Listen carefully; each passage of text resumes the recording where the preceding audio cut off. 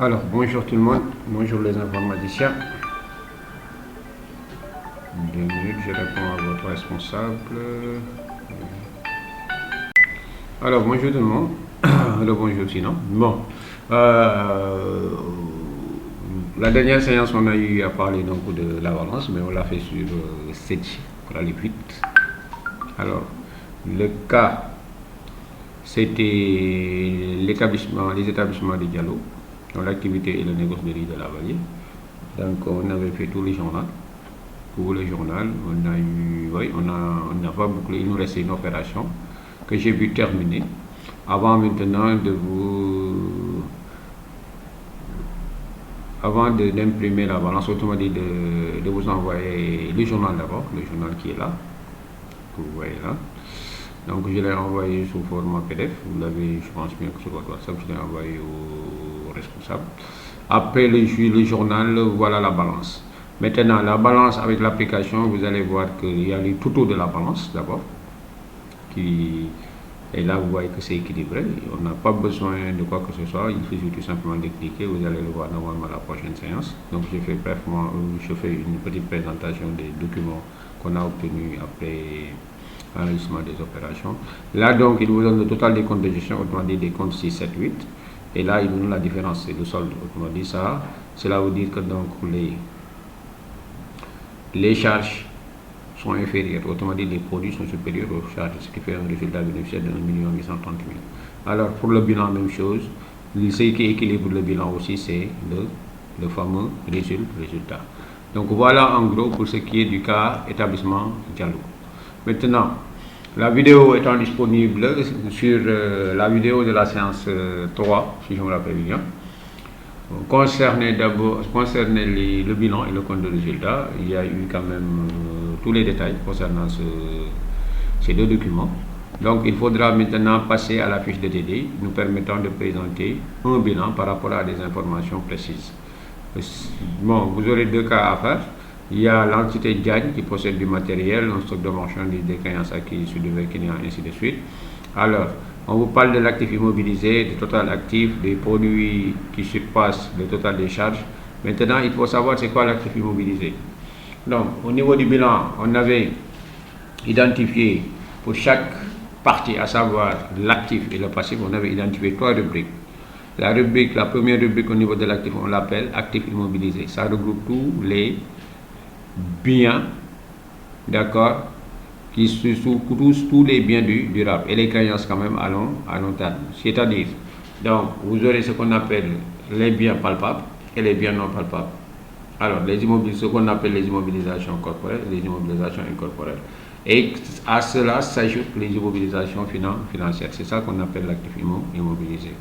Alors, après l'actif immobilisé, vous avez la trésorerie active. On avait fait le parallélisme, vous vous rappelez bien, sur la vidéo en présentant le bilan et le compte de résultat. Et là, après l'actif circulant, il y a la trésorerie active. De l'autre côté, au niveau du passif, on a les capitaux propres, les ressources permanentes d'abord, qui se distinguent des capitaux propres et des dettes financières. Après les ressources stables, on a le passif circulant, puis la trésorerie passive. Donc, il faudra essayer de me faire le cas 1, l'exercice numéro 1 et l'exercice numéro 2. Voilà donc pour, en guise de rappel, autrement dit, et d'explication sur la fiche de TD que vous devez faire. Maintenant, la suite, c'est de passer au thème suivant. Et le thème suivant, c'est la deuxième partie de la comptabilité intitulée les opérations courantes. Et au niveau de ce thème, opérations courantes, vous allez voir, je n'ai pas encore le document visuel, je vais voir, oui, le document visuel. On va voir au niveau de ce thème, opérations courantes, autrement dit, les opérations qui vont se répéter dans l'activité de l'entité. Le premier thème que nous allons aborder va porter sur les achats et les ventes, autrement dit, la facturation. Le deuxième thème va porter sur les opérations de règlement. Le thème suivant va porter sur l'état de rapprochement bancaire et enfin le dernier thème va porter sur les charges de perso, les charges de personnel. Alors, sans plus tarder donc, on va parler du thème achat et vente. Plus précisément, comment d'accord, on présente le document qu'on voit souvent dans pas mal d'opérations qui s'appelle facture. Alors, donc, la facturation, autrement dit, les opérations achat-vente, ces opérations se font sur la base d'une facture. Donc, l'enregistrement d'une vente, quand vous enregistrez une vente, ou bien vous enregistrez un achat, d'accord, un tel enregistrement se fait sur la base d'une facture. Établie par qui? Établie par le fournisseur. Alors, il faut savoir que la facture est établie en double exemplaire pour certaines entités, en n exemplaires pour d'autres entités. Ça dépend de la procédure, d'accord, mise en place. Alors, elle est établie en double exemplaire dont l'original est envoyé au client et le double conservé par l'entreprise. Donc, généralement, les gens utilisent des applications, des logiciels de gestion. Cela va de soi. Ils vont émettre une facture qu'ils vont envoyer directement au client par mail et l'autre facture sera tout simplement conservée dans la base de données, autrement dit l'application. La facture indique donc le détail des produits, des marchandises, des biens et services vendus et le décompte du montant net à payer. Il existe deux types de factures, la facture de droit et la facture d'avoir. Alors, il faut savoir que la facture que vous voyez couramment quand vous achetez votre ordinateur au niveau de IBE ou bien au niveau de Envil, là on vous donne une facture. C'est ce qu'on appelle généralement la facture normale. C'est ça qu'on appelle aussi la facture de droit, qui est une facture ordinaire. Alors, hormis la facture normale ou facture de droit, il y a ce qu'on appelle la facture rectificative, facture d'avoir ou facture rectificative. Alors, qu'est-ce qu'on va rectifier? Vous le saurez donc. Pour l'instant, on va parler de la facture de droit. C'est quoi la facture de droit? On vous dit que c'est une facture ordinaire, autrement dit une facture normale. C'est un document qui constate la détermination du net à payer dû par le client et qui en donne les détails. Donc, dans cette facture, vous pouvez vous retrouver avec des majorations, des éléments qui vont augmenter le montant que le client doit payer par rapport au bien, et là, des minorations, ou autrement dit des réductions qui vont permettre au client de payer moins. Alors, parmi les réductions, il en existe deux types. Les réductions à caractère commercial et les réductions à caractère financier. Alors, quand on parle de réduction à caractère commercial, il s'agit de trois types de réductions. Donc, généralement, en ville, vous voyez souvent au niveau des boutiques, remise 50% ou bien solde. Ça, c'est la réduction que vous avez l'habitude de voir. Alors, appelée remise, elle est accordée de façon habituelle à une catégorie de clients. Pourquoi? À quelle catégorie de clients? Les clients qui achètent de grandes quantités ou bien qui sont très fidèles à l'entité. La deuxième réduction commerciale s'appelle le rabais. Le rabais, il est accordé à titre exceptionnel pour défaut de qualité des biens livrés souvent. Donc, on a causé préjudice au client.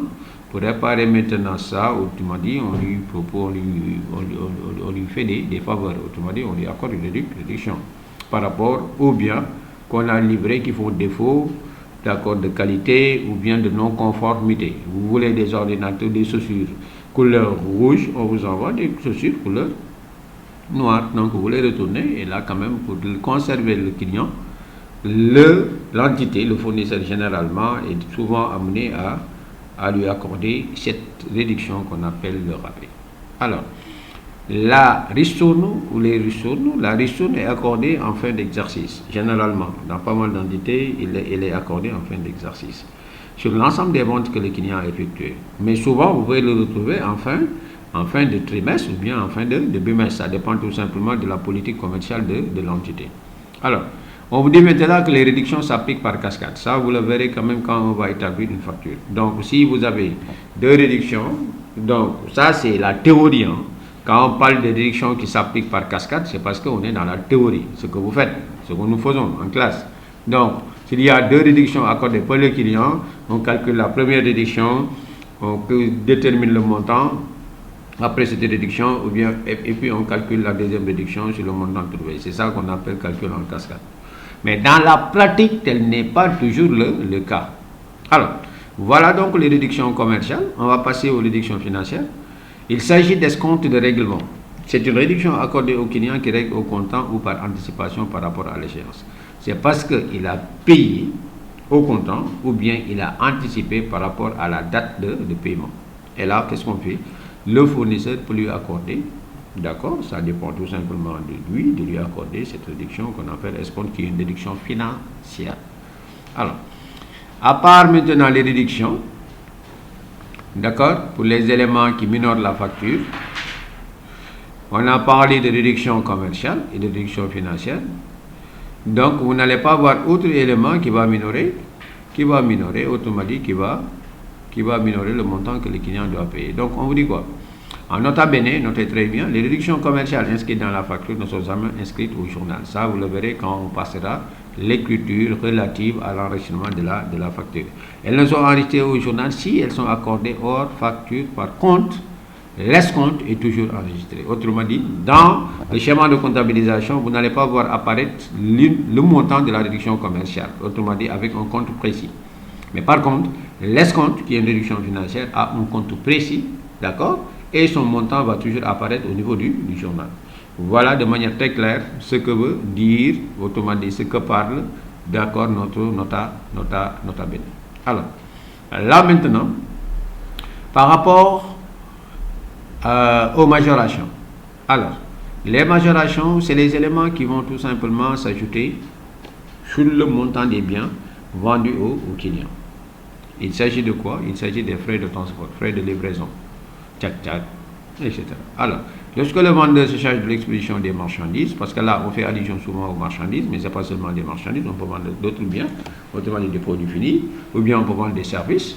Lorsque le vendeur donc se charge de l'expédition des biens, autrement dit marchandises ou produits finis, lui-même, il peut facturer à son client un prix forfaitaire, considéré comme une vente de service. On parle alors de forfait, c'est un port forfaitaire. Donc le client habite à Djahaï, vous lui vendez des biens, il a besoin de transporter les biens jusqu'à son domicile, vous lui facturez un montant forfaitaire. Alors vous avez au préalable un matériel de transport, autrement dit une camionnette, autrement dit une voiture de livraison ou bien un tchak-tchak, ça dépend. Alors, dans le cas où l'expédition est confiée à un tiers, c'est-à-dire une tierce personne, autrement dit un tchak-tchak qui va à ses activités, le fournisseur peut régler les frais de port puis les refacture à son client. Je paie au tchak-tchak puis je vous refacture le montant des frais de transport. Là, il s'agit d'un remboursement des frais de transport appelé débours. Donc, je pense bien que c'est un peu clair. Alors, il faudra avoir tout simplement M. qui vous vend des livres. Et là, peut-être vous habitez Gueule-Tapée. Donc, vous voulez que je vous les livre. Ce que je peux faire, c'est que donc, je la facture, je mets la valeur des livres et je mets un montant forfaitaire pour le transport. Maintenant, là, c'est 1000 francs, je vais payer au tchak-tchak 1000 francs, il vous livre ça, et dans la facture, je vais y mettre les 1000 francs que vous allez me rembourser. Voilà ce qu'on appelle le port débours. Alors, deuxième élément qui majore la facture, c'est la taxe sur la valeur ajoutée. Alors, la TVA. On vous dit que c'est un impôt qui frappe le coût final. Le taux unique est de 18%, elle s'applique toujours sur le montant hors taxe. Chez nous, au Sénégal, c'est 18%. Si vous allez à Abidjan, c'est 20%. Ça dépend donc tout simplement de la politique fiscale du pays. Chez nous, pour l'instant, c'est à 18%. Alors, la TVA, donc, vous êtes un élément qui majore la facture. Autrement dit, ça vient en augmentation sur le montant que le client doit payer. Alors, en dehors de la TVA, il y a ce qu'on appelle maintenant les emballages. Les emballages. Et là, au niveau de ces emballages, d'accord, on va constater deux catégories d'emballages. Mais avant tout, il faut savoir que les emballages sont les objets permettant de contenir des biens livrés aux clients. Exemple, les caisses vides. Vous achetez des pots de tomates, on les met dans les cartons. Les canettes en aluminium, Punch, Coca-Cola, les bouteilles de gaz, les bonbons de gaz, les cubes de la SAR, la Société africaine de la fille, ok, et les conteneurs. Tout ça, donc, ce sont des emballages. Parce que ça sert à contenir des produits. Il existe généralement deux sortes d'emballages. Il y a ce qu'on appelle le matériel d'emballage, exemple les conteneurs, les cubes de la SAR, c'est assez de matériel. Au niveau de la SAR, qui fait du pétrole, je sais pas, essence, gasoil et autres là, vous allez voir souvent du cube, c'est ce qu'on appelle en Wolof les mandats. Alors, Les emballages commerciaux, deuxième catégorie d'emballage, il s'agit des emballages perdus. Sachets, les sachets plastiques, les canettes que vous jetez après utilisation, le papier, ça c'est des emballages perdus. Alors, deuxième catégorie d'emballages commerciaux, c'est les emballages récupérables non identifiables, c'est-à-dire des emballages récupérables après utilisation. C'est les bouteilles de gaz butane, c'est les casiers de boissons, casiers des bouteilles de boissons, c'est les caissons hermétiques, c'est des bouteilles en verre, bouteilles Coca-Cola, la fameuse garantie. Alors, les ennemis font l'objet de consignations et des consignations qui doivent être prises en compte dans la facture. Donc, ces emballages récupérables non identifiables donc seront pris en compte lors de la facturation parce que ça va venir en augmentation. C'est ce qui représente la fameuse garantie qu'on a l'habitude de donner quand on achète une bouteille Coca-Cola ou bien une bouteille de Fanta. Alors, comment se présente la facture? Voilà la schématisation. Vous allez voir le nom du fournisseur, ça c'est pour la comptabilité classique. Alors, le fournisseur est toujours en haut à droite, nom du fournisseur. On n'a pas besoin de mettre l'adresse, numéro de téléphone, telex, ni rien. On précise la date, n'importe où nous voulons. Là, c'est l'entête. Alors, et là, le nom du client, c'est à droite, tout à fait à droite en bas. Et là, on précise le numéro de la facture. L'adresse du client, c'est pas important. L'adresse, je peux décaler là. Non, c'est du PDF, ok.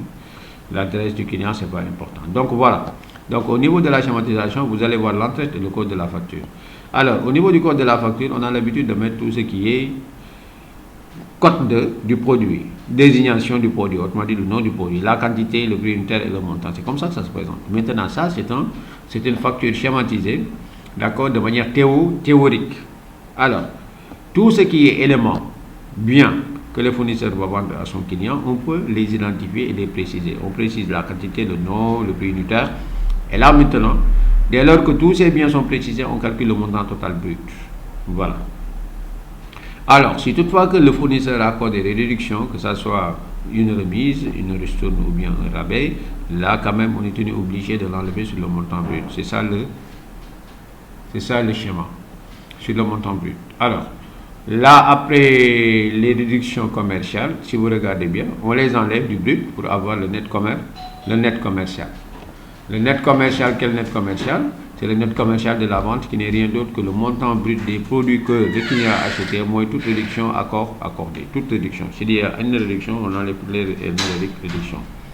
Alors, après net commercial vient le port forfait, le montant des frais accessoires qu'on a facturé au client, pour avoir ce qu'on appelle le net commercial de la facture. On l'ajoute. Alors, la place de l'escompte est juste après ce net commercial. Donc, on n'a pas le droit de mettre l'escompte à la place de la remise. Chaque élément a une place bien précise. Après avoir calculé l'escompte sur le montant qui est là, et là on parle de calcul en cascade, toute réduction est calculée sur le montant qui est juste sur sa tête, alors en haut de la réduction. Alors l'escompte se calcule sur le NCF, le rabais ou la remise se calcule sur le montant brut, ainsi de suite. Alors, l'escompte est calculé donc, on l'enlève pour avoir le net financier. Le net financier ou le total hors taxe. C'est la base de calcul de la TVA. Alors, la TVA est calculée sur ce montant-là, net financier. Donc, calcul toujours en cascade, 18% sur ce montant pour avoir la TVA. Et enfin, le TTC, qui n'est rien d'autre que le total hors taxe qu'on assimile au net financier plus la TVA. Alors, le dernier élément qui va s'ajouter, c'est le prix de consignation. Autrement dit, la garantie que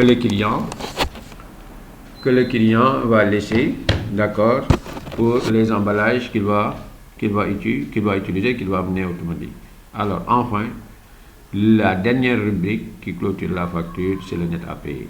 Comment on calcule le net à payer? Il faut prendre le TTC et ajouter tout simplement le prix de consignation. Donc, voilà.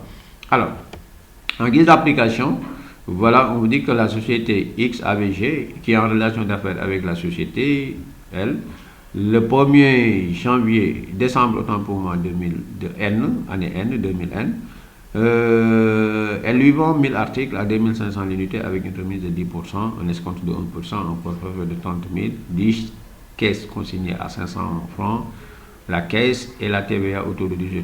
Donc, les éléments sont éparpillés de part et d'autre. Ce n'est pas par ordre. Donc, vous n'êtes pas tenu obligé d'abord de mettre le montant, de mettre la remise et l'escompte. Non, il faut toujours donc, d'accord, s'adapter par rapport au schéma qu'on a donné. Autrement dit, vous êtes tenu obligé de conformer à ça. Donc, chaque élément a une place bien précisée. D'accord? Donc, voilà pour ce qui est, d'accord, de la présentation de la facture de douane. Donc, ce qu'on va essayer de faire à la séance prochaine, Inch'Allah Rabbi. Merci de votre attention, mes chers, et à samedi, Inch'Allah.